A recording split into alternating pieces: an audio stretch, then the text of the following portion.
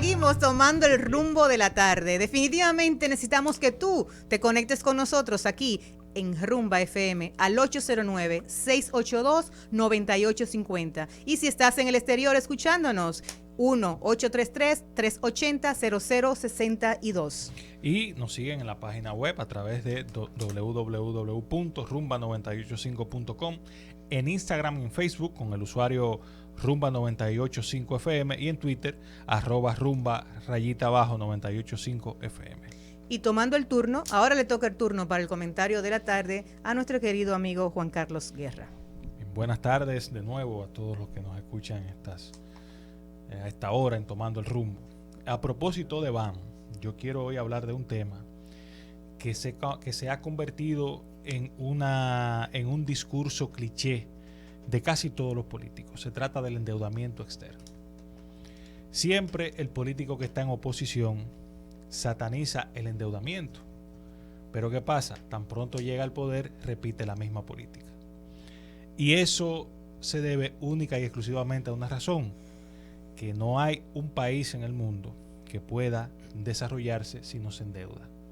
Porque las necesidades son muchas y las capacidades de recaudación de los estados, incluidos las grandes potencias, son exiguas, son limitadas.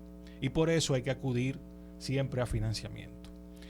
Digo todo esto porque durante los últimos 11 meses de gobierno, este gobierno con el argumento de la pandemia ha tomado préstamos por 14,000 millones de dólares y ha llevado la deuda externa de la República Dominicana al 57% con respecto al PIB. ¿Y eso está mal? Yo pienso que no. Sería irresponsable en una coyuntura como esta de cualquier político o de cualquier sector del país reclamarle al gobierno que pare procesos de endeudamiento. Lo que ha estado mal con todo este punto, yo pienso que son dos cosas. La primera y la más importante es que ese endeudamiento que está llevando a cabo el gobierno no obedece a un plan. Yo pensé que el 16 de agosto del año pasado, cuando el presidente Luis Abinader asumió el poder, le iba a presentar al país un gran plan de recuperación económica que incluyera un amplio programa de construcciones de megaproyectos y de microproyectos. Y entonces ahí pudiéramos estar justificando una política de endeudamiento orientada a hacer obras importantes para el país, pero sobre todo a dinamizar la economía nacional, a recuperar la economía. Hay distintas teorías en el ámbito económico, pero la que ha probado ser cierta, porque la hemos visto a lo largo de la historia, es la que dice que en los grandes momentos de crisis el Estado tiene que estimular la demanda a través de amplios proyectos de inversión pública. Lamentablemente estamos viendo un gobierno que por un lado anuncia con bombos y platillos que las recaudaciones tributarias aumentan a cifras récord, pero por el otro también tenemos un gobierno que cada semana en el Congreso de la República se aprueban prácticamente de manera expresa nuevos préstamos. Y todavía el presidente de la República no le ha dicho al país: miren, con el tema de la pandemia, la crisis económica que estamos viviendo, vamos a recuperar el país en este sentido, con estas obras. Por ejemplo, yo quisiera ver al presidente presentando un gran plan que incluya el tren Cibao Sur de carga y de pasajeros, o por ejemplo los 4 puentes que hace falta en el Gran Santo Domingo, 2 que crucen el río Sama y 2 que crucen el río Isabela, para crear las condiciones de desarrollo, o una autovía para el sur también, que no la tenemos. El sur está prácticamente desconectado. Una parte. Es decir, no es posible hacer con el sur lo que se hace con el Cibao y con el este. De aquí a Asua, porque de Asua para allá hay carretera. De aquí a Asua. Exactamente. No es posible hacerlo como se hace en la región del Cibao, en la región sur o en la región este, que una sola autovía, pues tú haces el trayecto sin ningún inconveniente. Juan Carlos, y no solamente que no presentó plan el 16 de agosto, perfecto, pero por lo menos el día de hoy, con la crítica que le hizo el gobierno, el partido en gobierno, el PRM, al anterior partido en gobierno, PLD, de los préstamos, lo mínimo que esperaba la población era que por lo menos rendieran cuenta de en qué se invertía, en cómo se gastaba cada peso que se ha cogido prestado. Estamos en estado de emergencia todavía. Exactamente. Entonces, y mientras más estado de emergencia hay, más justificaciones hay para claro, los préstamos. Y justo voy a la segunda parte de mi comentario. Las reservas internacionales de la República Dominicana han aumentado casi en un 100% durante el gobierno de Luis Abinader. Y yo me pregunto si es que nosotros estamos tomando deuda para pagar intereses sobre un dinero guardado ahí. Es decir, que todo luce indicar que los 5,000 millones de dólares que hay extra de las reservas internacionales obedecen a préstamos desembolsados que nosotros no estamos invirtiendo. De hecho, la ejecución presupuestaria de este año es muy mínima.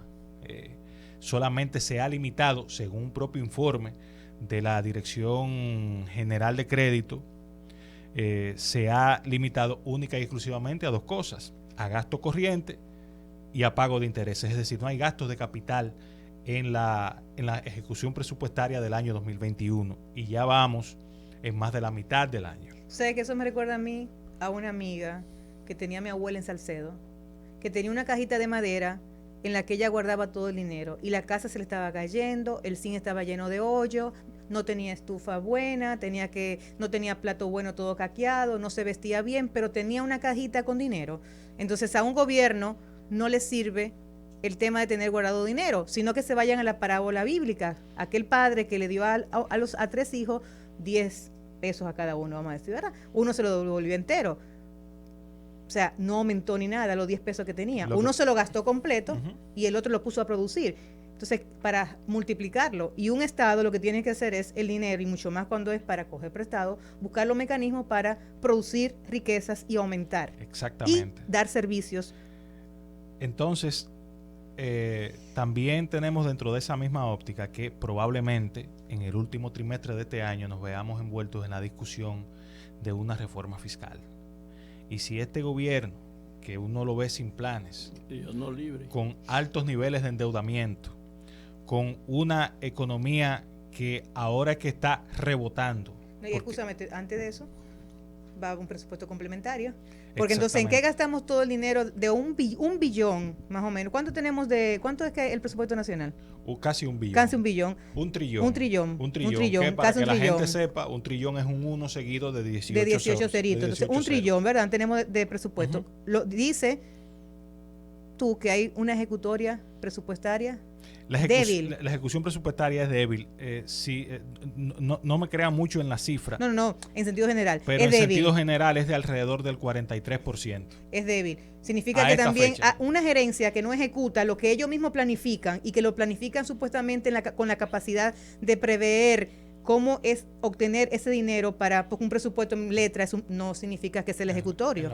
Entonces, pero que se prevé cómo se va a localizar y que además dicen que las recaudaciones a través de impuestos internos, de aduanas, han aumentado.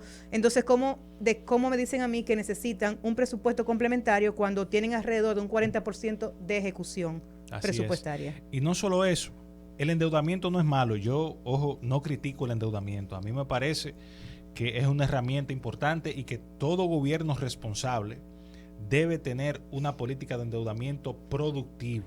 ¿Qué es lo que está pasando? ¿Qué es lo que estamos viendo? Lamentablemente, a 11 meses del gobierno, 14,000 millones de dólares de deuda, no hay una sola obra en este país que uno pueda decir, mira, esa obra la está haciendo el gobierno con tal endeudamiento que tomó a partir del 16 de agosto. De hecho, el presidente se ha convertido en el hombre de la pala, porque él va con una pala a cualquier inauguración del sector privado, él va y la inaugura como si fuera una cosa del gobierno. Pero además también están reinaugurando obras del gobierno pasado. Pero no hay una sola de este gobierno que haya sido inaugurada y la deuda va creciendo. Y eso entonces va a implicar que probablemente la profundidad de la reforma fiscal, que es inminente y que es necesaria, que nosotros los dominicanos tenemos que hacer, la teníamos que hacer antes de la pandemia para reestructurar nuestra arquitectura impositiva.